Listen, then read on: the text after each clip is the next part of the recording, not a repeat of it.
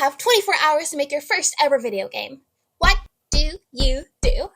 Panic! Probably panic.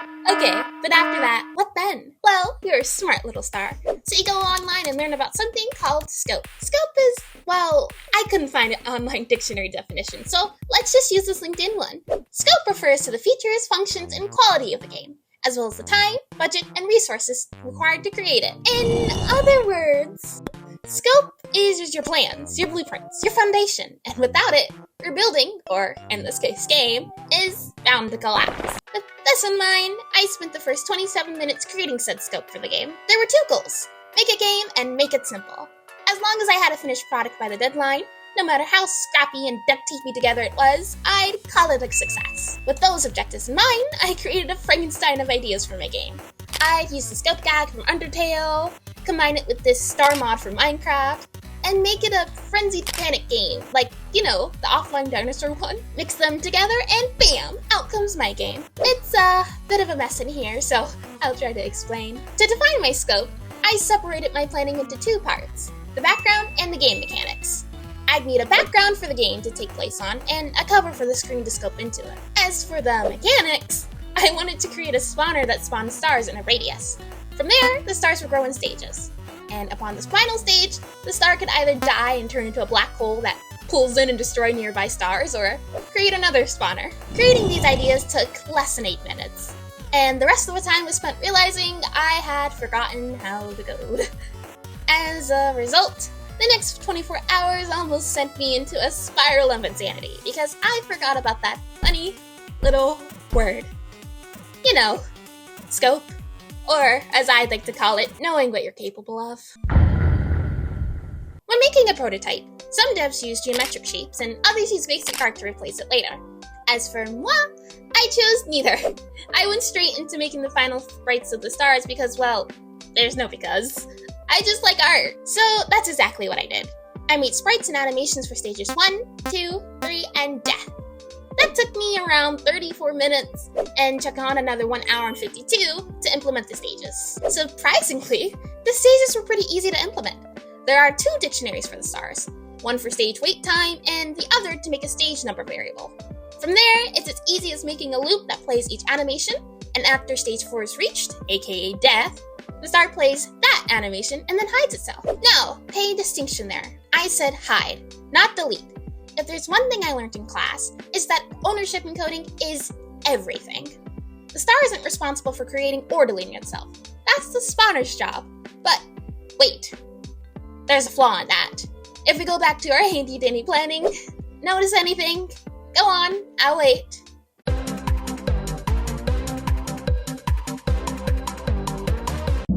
Time's up. Figured it out? I just broke my rule of ownership. The stars grew up to be a spawner, and the spawners were planned to have a timer so they'd eventually die. So, if a spawner owned a bunch of stars and then died, who'd own the star? What I'd imagine would happen is that they'd get deleted along with the spawners. A fact I didn't think about until writing this very script. Just goes to show my 2020 hindsight, i.e. the spawners were cursed from the beginning, and I can prove it. When you think spawners, what comes to mind? For me, it's a black cage that spawns mobs in a radius. Easy peasy. Not. This isn't Minecraft, this is for life, where we get to suffer. Since I had no clue how spawners worked, I spent a few hours searching around online for tutorials and documents to help me with this conundrum. And there weren't any answers. No matter where I looked, or what I did, the spawners didn't work. I originally wanted a rectangular radius, but got desperate enough to follow a circle tutorial. And still, nothing. Truthfully, I was just copying and pasting code and hoping it somehow worked. It was a lot of math mumbo-jumbo that I didn't have time to read or understand, so don't be me, because it leads to the game looking like this. And for reference, the stages are supposed to spawn within the rectangle. But I digress. Eventually, after bashing enough code together, I got it working. Even if one star happened to spawn within the rectangle and the rest spawned who knows where, it was progress. So, to resolve this problem, I went back to tweak the code, and I had enough. This was ultimately my breaking point after working on the spawner for 2.5 hours. So, I did the thing I should have done from the start. I did my own math. So, allow me to break it down. Ahem. To get the spawner radius, we must simply find the 4 points to hold the rectangle. After doing that, we simply choose a random range between x9 and 0. Ahem. To get the spawner radius, we must simply find the floor points to hold the rectangle. After doing that, we must simply choose a range between x and y and z. And we can even multiply these spawners. Look at that beauty. But wait, now there's another problem. The stars are starting to spawn over each other.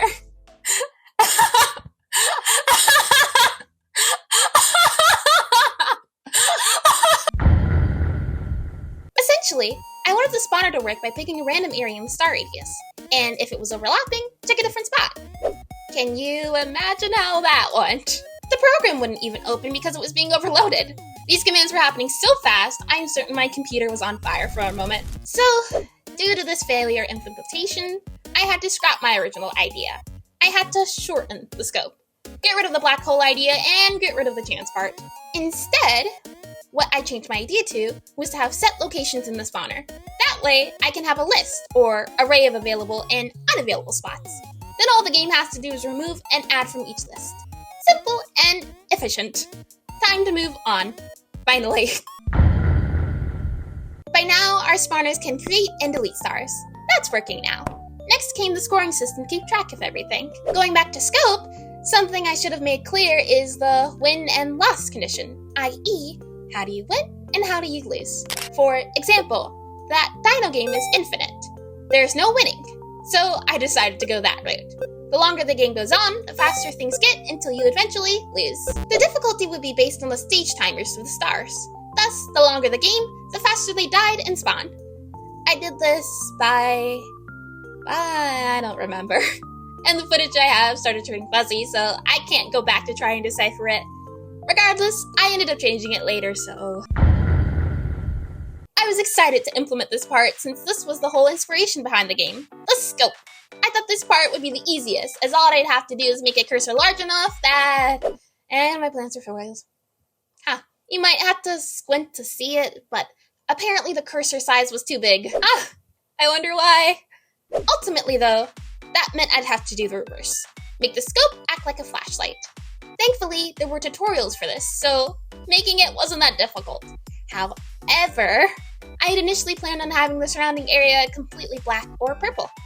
Things were going great until I hit play and realized I couldn't see the background. It was faint, but it was there. However, I ended up liking it, so great! Call it a happy little accident, if you will. With the scope done, the prototype was complete. Isn't she a beaut? This is the part in game development where you pause, refine, and tweak the prototype, but I was running out of time with only. Around half my time was gone at this point. I had a choice to either A, go back and tweak things, or B, polish it. And considering I was afraid to touch my code, side note, make backups so you don't run into that problem, I chose on making screens and buttons. I'll admit it, this part was really fun. Getting to design stuff and tweak things here and there.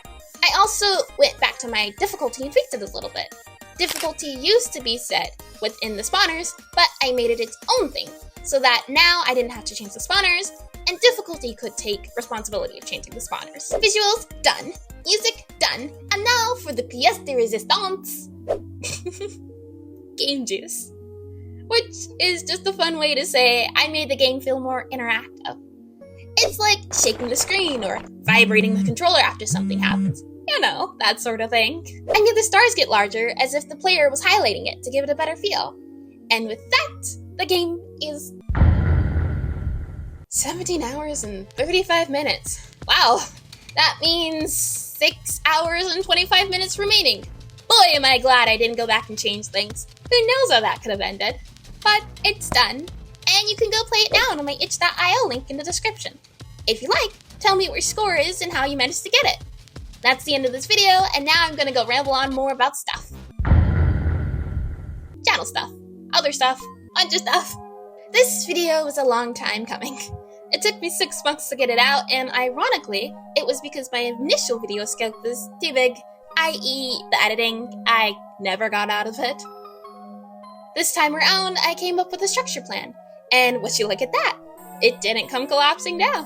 I won't be posting any more videos this year, but I've got a lot planned for January, so stick around and subscribe if you haven't already. Oink. Overall, this experience, both making the game and doing YouTube, has opened my eyes to just how disorganized I actually am. And knowing this now, I'm moving forward with lists and organization. Knowing this with lists and organization, I can make them my best friends because the difference in stress is amazing. I'll never not plan again. Hopefully. I'll probably be saying this in another month, but you know what? Right here, right now, I am saying it, and it will happen. 100%. Well, I won't be posting anything on YouTube. Maybe. I don't think I will, but maybe I'll get some inspiration. Happy holidays!